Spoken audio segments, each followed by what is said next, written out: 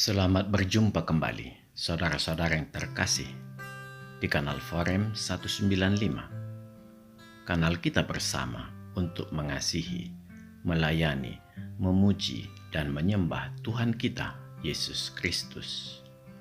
Damai kasih Allah menyertai kita semua.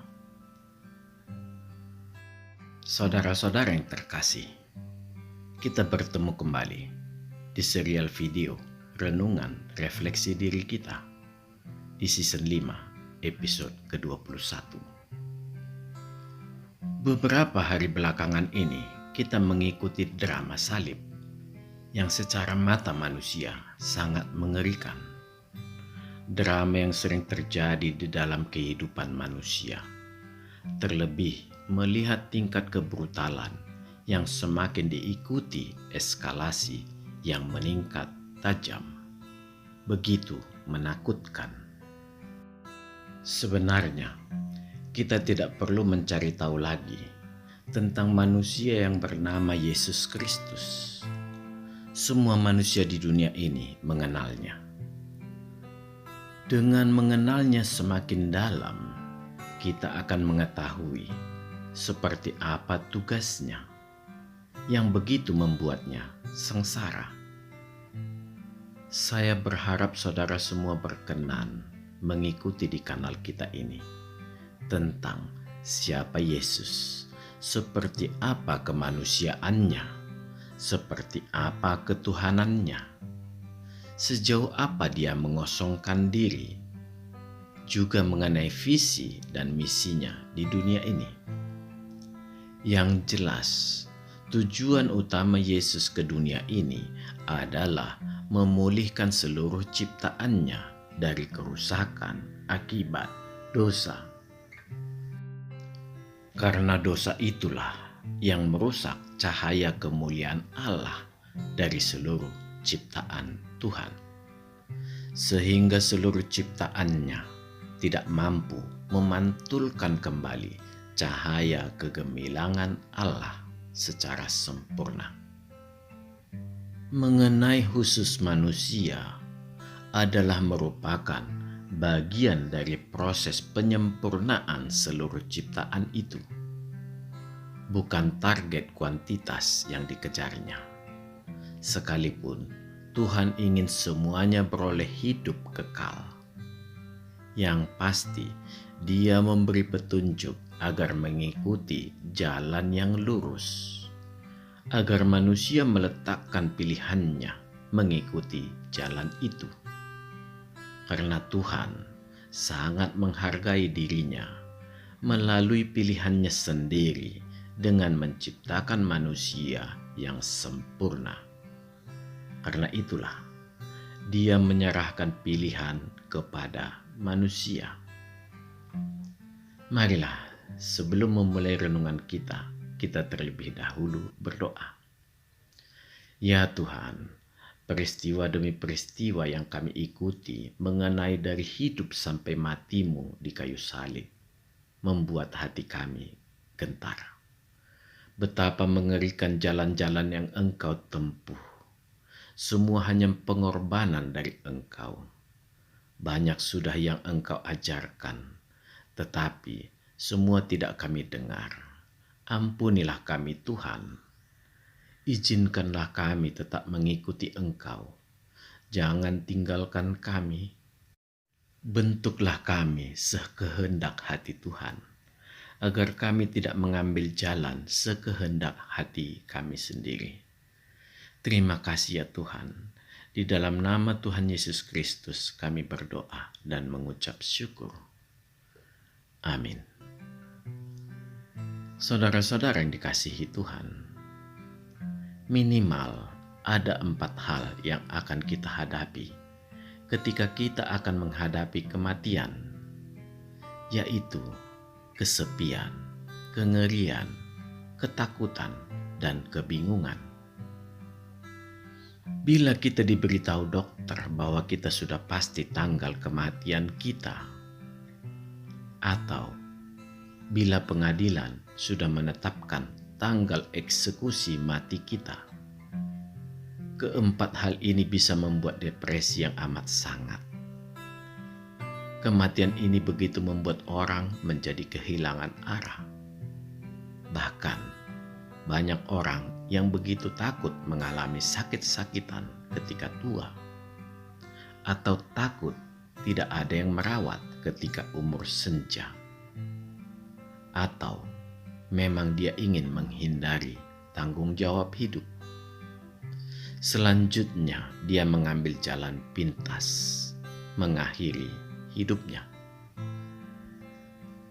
Sebagian besar manusia tidak tahu, dan yang membuat sedih adalah tidak mau mencari tahu dunia apa di balik tirai yang bernama kematian itu. Seluruh waktunya selama hidup dihabiskan untuk urusan dunia, dan selalu bersembunyi di balik istilah nanti saja. Setelah tua baru memikirkan hal itu. Iya, ada sedikit benarnya dan banyak salahnya dengan keputusan tersebut. Bagaimana bila dia tidak sampai tua?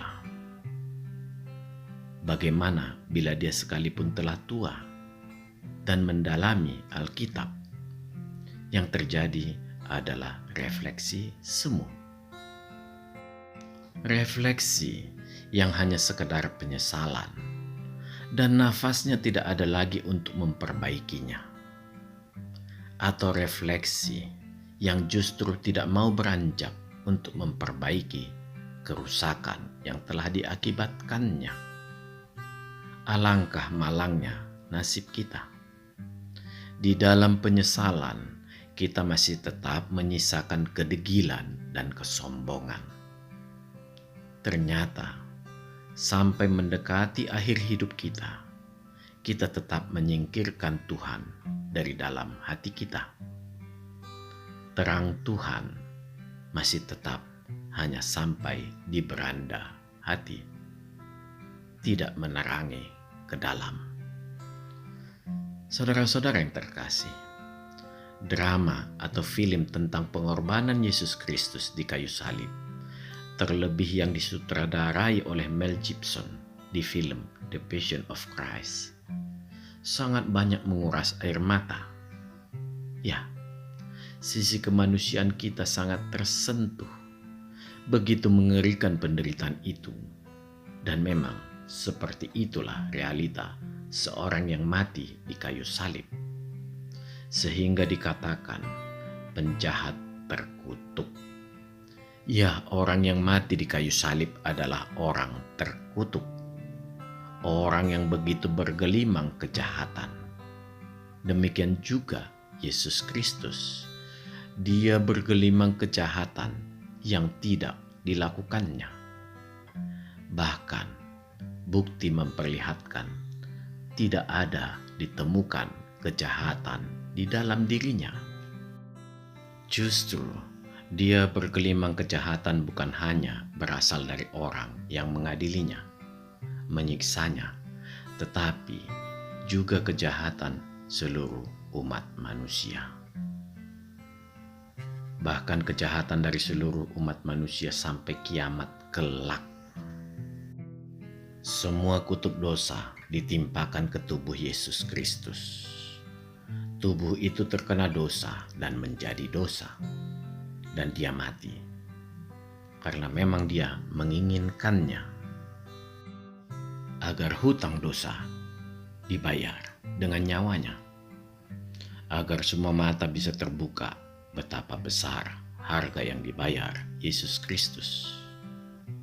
Dan semua terjadi di depan mata manusia.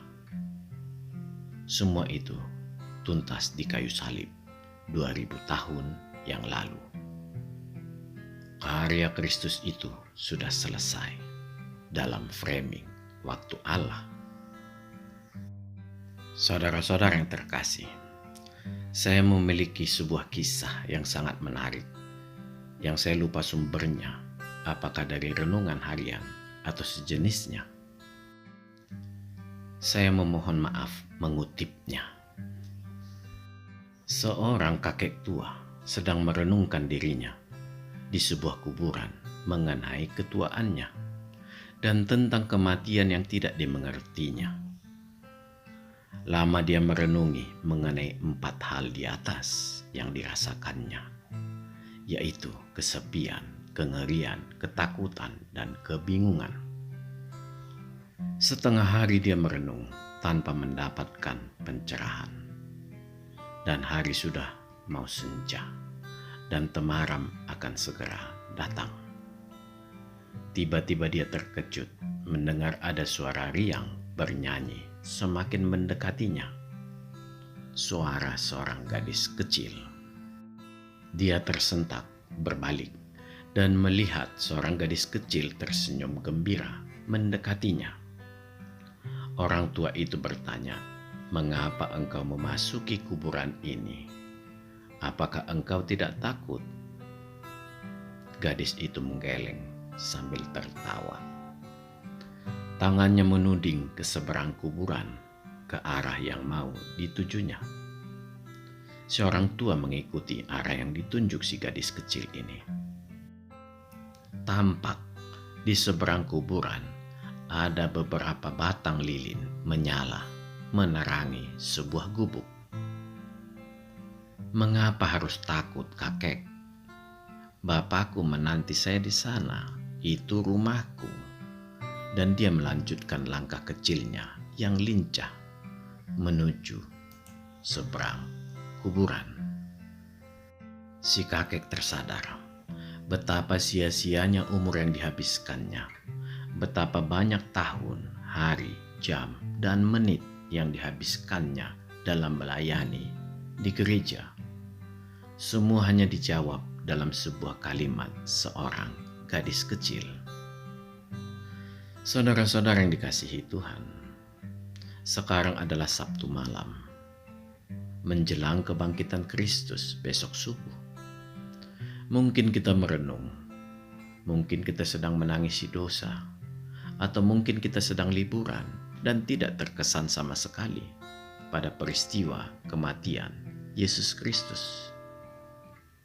Yang jelas, dosa sudah ditebus. Kita sudah diselamatkan. Karena kita Kristen. Yang penting saya menjalani hidup dan tidak menyusahkan orang lain. Inilah sikap hidup orang Kristen kebanyakan pada saat ini. Sikap yang sedemikian percaya diri. Bahkan sedemikian percaya dikarenakan memiliki sertifikat baptis dan sidi. Sayang, bukan ini yang diminta Kristus. Bukan sikap identitas Kristen yang tampak dari sebuah KTP. Tetapi Kristus menginginkan iman yang hidup. Karena iman yang hidup inilah identitas orang Kristen. Bahwa orang dapat melihat Kristus dari perbuatannya. Dan sejujurnya itu bukanlah hal yang mudah. Memerlukan penaklukan diri yang luar biasa. Menaklukkan kesombongan diri sepenuhnya. Agar Roh Kudus dapat masuk ke dalam hati kita dan berkolaborasi dengan roh manusia kita untuk membuang seluruh roh-roh jahat dari dalam diri manusia. Karena itulah cara Tuhan memberdayakan manusia agar mampu melawan dosa. Perlahan citra Allah pulih, hati nurani pulih. Terjadilah pembaharuan akal budi kita. Pikiran yang telah dikuasai akal budi akan mampu berbuat kebaikan bagi sesama. Itulah bersaksi tentang Tuhan. Percayalah, sampai kita mati, kita tidak akan pernah sanggup sepenuhnya. Kita tidak akan mampu menyingkirkan itu semua. Tetapi Tuhan Yesus Kristus, melalui Roh Kudus yang diutusnya, akan memampukan kita. Dan kelak, setelah kita mati, kita akan disempurnakannya untuk diserahkan kepada Bapanya.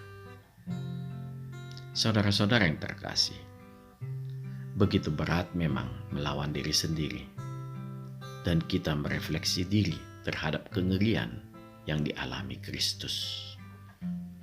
Apabila pada saat kita sangat tersentuh dan merasa tidak ada apa-apanya ketika melihat penderitaan Kristus, jagalah perasaan itu. Peliharalah itu terus-menerus dan pakai sebagai pengingat akan penderitaan Tuhan. Itulah makna kita melakukannya melalui perjamuan kudus. Makna kematian Kristus adalah simbol perintah Tuhan bagi kita agar terus berjuang menaklukkan kesombongan diri. Karena itulah musuh utama kita dalam mengikut Tuhan. Rasa yang muncul ketika kita melihat pengorbanan secara manusiawi Yesus Kristus. Dia mati. Tetapi kengerian yang paling puncaknya adalah dalam skala mata ilahi. Kejadian dalam skala ilahi ini yang sangat sering kita anggap remeh karena kita lebih tertarik pada skala mata manusia. Mungkin saudara semua ada yang percaya bahwa pasti cukup banyak manusia yang rela berkorban seperti Yesus Kristus mati di kayu salib. Semua karena kerelaan hatinya untuk menyelamatkan manusia yang lain.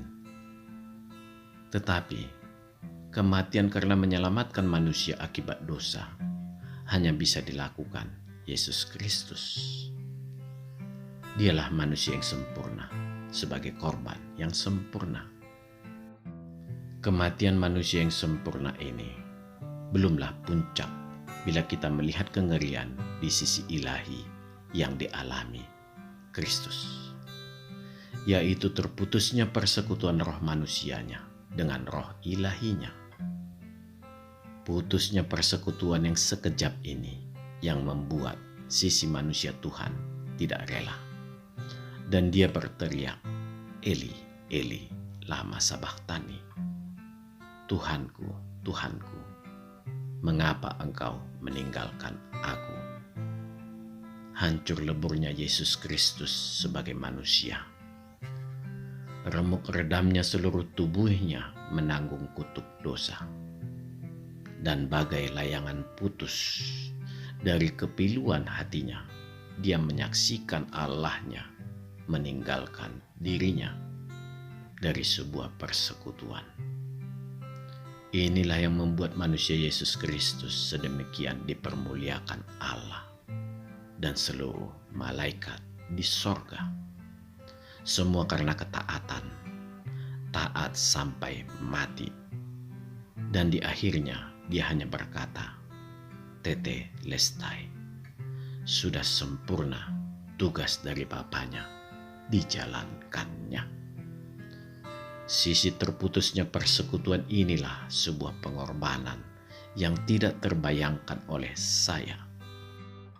Dia yang seluruh dirinya berasal dari sorga, yang sudah pasti mampu mengatasi penderitaan seperti apapun, kehancuran tubuh seperti apapun, sekalipun dia mengosongkan diri, tetaplah dia Allah. Kehancurannya yang terbesar yang sebenarnya adalah kehilangan persekutuan. Ini yang sangat ditakutinya, sehingga dia sedemikian menggigil ketakutan yang amat sangat di malam sebelum penyaliban di Taman Getsemani. Sekali lagi, bukan kematian yang ditakutkannya, karena dia sebenarnya tidak bisa mati. Dia mati hanya karena dia menyerahkan nyawanya sendiri ke Bapanya. Saya tidak bisa membayangkan persekutuan yang luar biasa antara manusia sejati ini dengan Allah. Sudahlah pasti sebuah persekutuan yang sangat gilang gemilang. Lama saya merenungi ini dan saya hanya bisa mendesis, Tuhan, aku tak sanggup memegang Engkau. Aku dengan kerendahan hatiku, aku memohon, Engkaulah yang memegang aku.